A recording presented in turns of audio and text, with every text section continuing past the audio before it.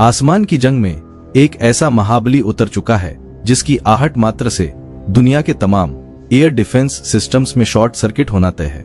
हम बात कर रहे हैं F-47 की दुनिया का पहला और एकमात्र 6th जनरेशन का सुपर स्टेल्थ लड़ाकू विमान।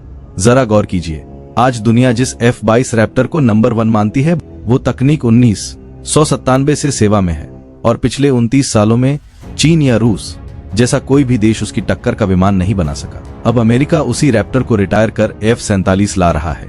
आप अंदाजा लगाइए कि यह मशीन कितनी खतरनाक और भविष्य की चीज होगी। जब अमेरिका इसे मैदान में उतारता है तो इसका सीधा सा मतलब है कंप्लीट डोमिनेशन।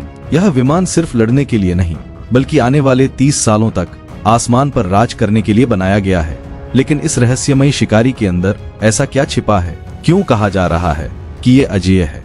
चलिए आज एरिया 51, एरिया 52 के उन बंद दरवाजों के पीछे झांकते हैं जहां इस मौत के सौदागर की सीक्रेट टेस्टिंग चल रही है। नेवादा के उस रेगिस्तान में जहां एरिया 52 जैसे सीक्रेटिव एयरबेस पर एलियंस को रखने की अफवाहें उड़ती हैं, वहां इस समय अमेरिका के 2 F-47 विमान गर्जना कर रहे हैं। यहाँ सबसे दिलचस्प बात यह है कि अमेरिका एक साथ 2 अलग अलग इंजन कंपनियों जनरल इलेक्ट्रिक और प्रैट एंड विटनी के इंजनों को आजमा रहा है। जनरल इलेक्ट्रिक का XA102 और प्रैट एंड विटनी का XA103 इंजन दोनों ही तकनीक के शिखर हैं। अब आप सोच रहे होंगे कि एक विमान के लिए अरबों डॉलर खर्च करके 2 अलग इंजन क्यों? दरअसल अमेरिका दुनिया के हर कोने, हर क्लाइमेट और हर तापमान में जंग लड़ता है।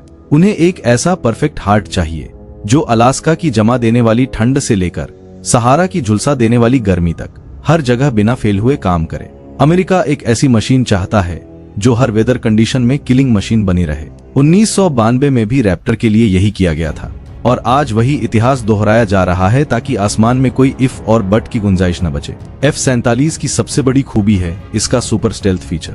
अगर F-35 स्टेल्थ है और F-22 स्टेल्थ प्लस है तो F-47 स्टेल्थ प्लस प्लस होगा। इसका मतलब है कि यह रडार की स्क्रीन पर एक पक्षी या मच्छर जितना भी सिग्नल नहीं छोड़ेगा। इसकी मैक्सिमम स्पीड 3000 किलोमीटर प्रति घंटा तक होगी और सबसे बड़ी बात यह बिना आफ्टर बर्नर के सुपर क्रूज करेगा।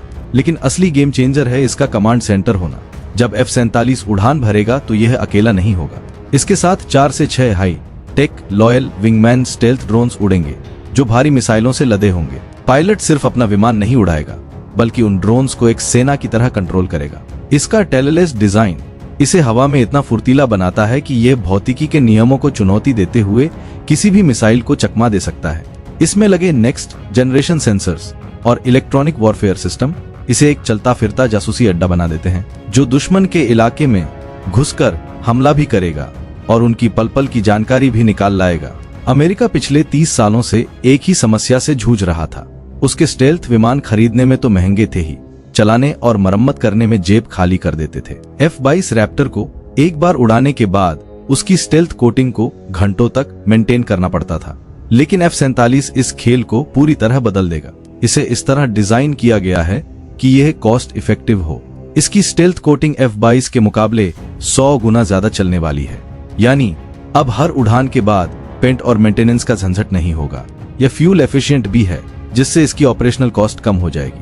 अमेरिका ने इसके लिए खास तौर पर next gen air to air और एयर टू ग्राउंड मिसाइलें भी तैयार कर ली हैं। 2027 के मध्य तक इसके सारे टेस्ट पूरे हो जाएंगे और 2032 तक 170 विमानों की पहली खेप अमेरिकी वायुसेना को सौंप दी जाएगी। यह विमान अमेरिका की अर्थव्यवस्था और सैन्य शक्ति दोनों को एक साथ बूस्ट देने वाला है। तो दोस्तों, अंत में निकला हुआ नतीजा साफ है। F-47 सिर्फ एक विमान नहीं बल्कि एक डिप्लोमेटिक वेपन है।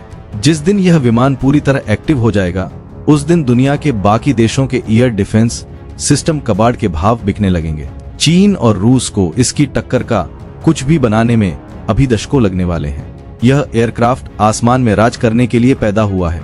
आपको क्या लगता है, क्या चीन के पास वाकई कोई ऐसी तकनीक है जो F-47 को पकड़ सके?